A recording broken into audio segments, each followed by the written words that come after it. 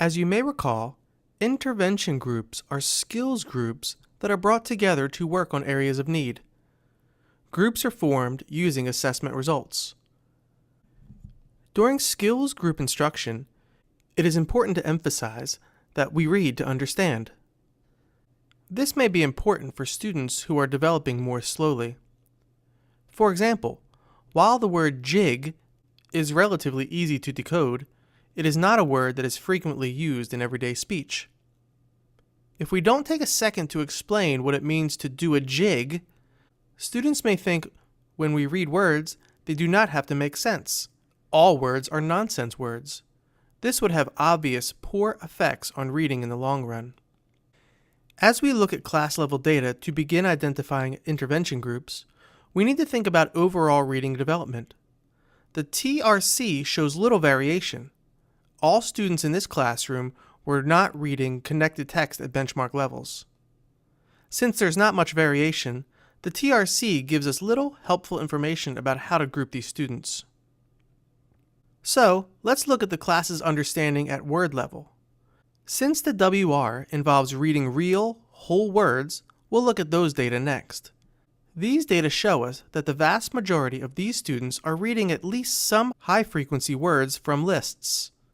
In fact, 8 students read from the A list, and 7 students read words from the B list. However, when we look at developing word attack pre-skills and skills, we see far more variation in student performance.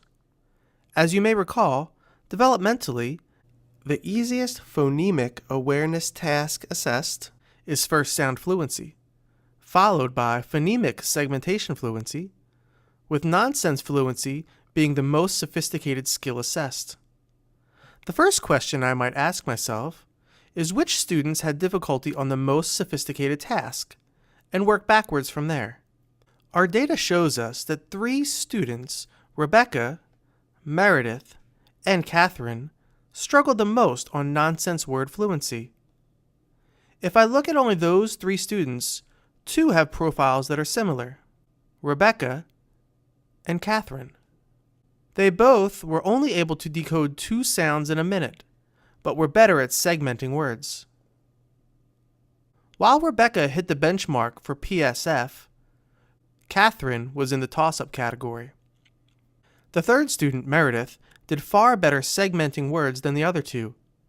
In addition, Meredith also reads 8 words by sight, compared with the other 2 who read 4 words or 0 words.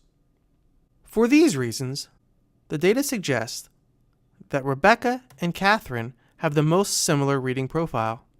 Putting these 2 students together makes instructional sense. For this group of 2 students, their assessment results suggest the need for continued explicit instruction in phonemic segmentation.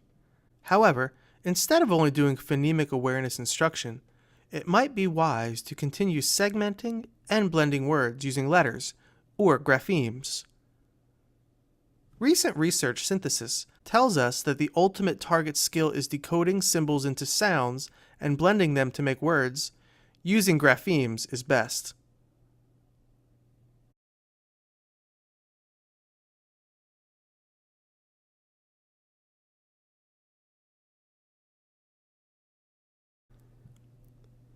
The easiest phonemic awareness task assessed. The easiest phonemic awareness task assessed